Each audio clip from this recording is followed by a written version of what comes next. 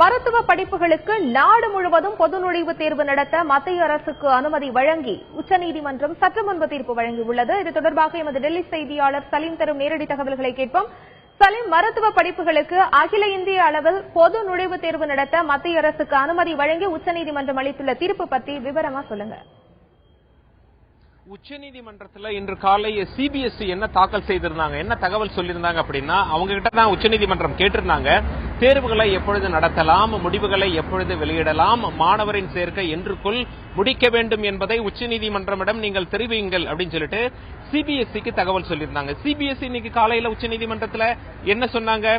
மே 1ஆம் தேதி முதற்கட்ட தேர்வு, ஜூலை 24ஆம் தேதி 2ஆம் கட்ட தேர்வு, ஆகஸ்ட் 17ஆம் தேதி முடிவுகள் தெரிவிக்கப்படும், செப்டம்பர் 30க்குள் மாணவர் சேர்க்கையை நடத்தி முடித்துவிட வேண்டும் அப்படிங்கிற ஐடியாவை கொடுத்திருந்தாங்க சிபிஎஸ்இ உச்சநீதிமன்றத்தில் இன்று காலை தீர்ப்பு ஒத்திவைத்திருந்தார்கள். சரியாக 3:30 மணிக்கு 3 நீதிபதிகள் கொண்ட அமர்வு, அதாவது திரு அனில் தாவே அவர்களும் சிவகீர்த்தி சிங் அவர்களும் ஏகே கோயல் அவர்களும் 3 நீதிபதிகள் கொண்ட அமர்வு இப்பொழுது என்ன தீர்ப்பு கொடுத்திருக்காங்க அப்படின்னா, மத்திய அரசு இந்த தேர்வினை, அதாவது அகில இந்திய பொது மருத்துவ தேர்வினை நடத்த வேண்டும். இதற்கு முன்பு எப்படி இருந்தது அப்படின்னு சொல்லி நாம எடுத்துக்கொண்டால், இதற்கு முன்பு மாநில அரசுகளுடைய கட்டுப்பாட்டில் இருந்தது. அதாவது மருத்துவ படிப்பு எம்பிபிஎஸ், பிடிஎஸ் பல் மருத்துவர் படிப்புக்கு பிஜி கோர்சஸ் இப்படி எல்லாம் என்ன பண்ணுவாங்க அப்படின்னா, மாநில அரசு தான் அந்த விதிகள் எல்லாம் விதிச்சிருப்பாங்க. அட்மிஷன் எப்படி இருக்கணும், மாணவர் சேர்க்கை இந்த மாதிரி எம்பிபிஎஸ் பிடிஎஸ்க்கு எப்படி இருக்க வேண்டும் என்பது மாநில அரசு கட்டுப்பாட்டில் இருந்தது.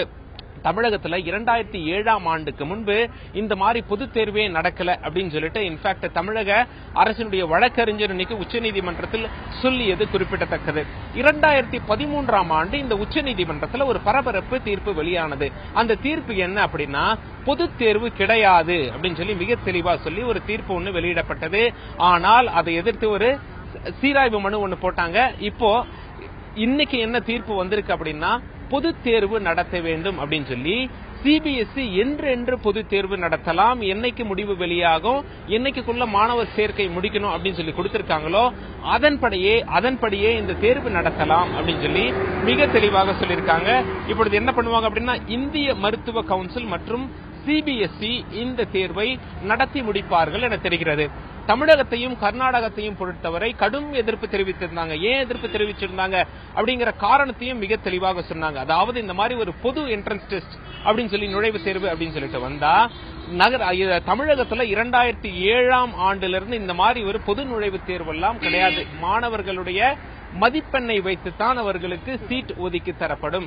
அந்த வகையில இப்பொழுது பொது நுழைவுத் தேர்வு வந்தால் இந்தியாவில் உள்ள மற்ற மாணவர்களுடன் போட்டி போட்டு சீட்டுகளை பிடிக்க முடியாது. இது ஒரு மிகப்பெரிய சவாலாக அமையும். நகர்ப்புற மாணவர்களுக்கு இல்ல, கிராமப்புறத்திலிருந்து வரும் மாணவர்களுக்கு இது ஒரு மிகப்பெரிய சவாலாக வரும். திடீரென்று ஒரு நுழைவுத் தேர்வுக்கு தயாராக வேண்டும், இந்தியாவில் இருக்க அத்தனை மாணவர்களுடனும் போட்டி போட வேண்டும் என்றால் இது மிகப்பெரிய காரியம், சாத்தியமில்லாத காரியம். கிராமப்புற மாணவர்களுக்கு இது ஒரு மிகப்பெரிய அடியாக அமையும். ஆதலால் கூடாது அப்படின்னு சொல்லி தமிழக அரசு தங்களின் வாதத்தை எடுத்து வைத்திருந்த போதிலும் உச்சநீதிமன்றம் என்ன சொல்லியிருக்காங்க அப்படின்னா, இல்லை மத்திய அரசுக்கு அனுமதி கொடுக்கிறோம், தேர்வுகளை நடத்த வேண்டும், அது பொது நுழைவுத் தேர்வாக இருக்க வேண்டும். தேதிகள் மே 1ஆம் தேதி நடத்த வேண்டும் முதற்கட்டமாக, 2ஆம் கட்டமாக ஜூலை 24ஆம் தேதி, இதற்குண்டான முடிவுகள் ஆகஸ்ட் 17ஆம் தேதி, செப்டம்பர் 30ஆம் தேதிக்குள் மாணவர் சேர்க்கையை நடத்தி முடித்துவிட வேண்டும் அப்படின்னு சொல்லிட்டு மிக தெளிவாக உச்சநீதிமன்றம் தன்னுடைய தீர்ப்புல சொல்லியிருக்காங்க.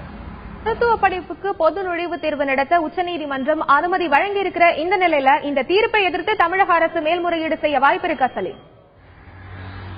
நிச்சயமா வாய்ப்பு இருக்கு என்றுதான் எதிர்பார்க்கப்படுகிறது. ஏன்னா தமிழக அரசு கடுமையாக எதிர்த்து வந்தாங்க, மற்ற மாநிலங்களும் எதிர்த்து வந்தாங்க, பல்வேறு மாநிலங்கள் எதிர்த்து வந்தாங்க.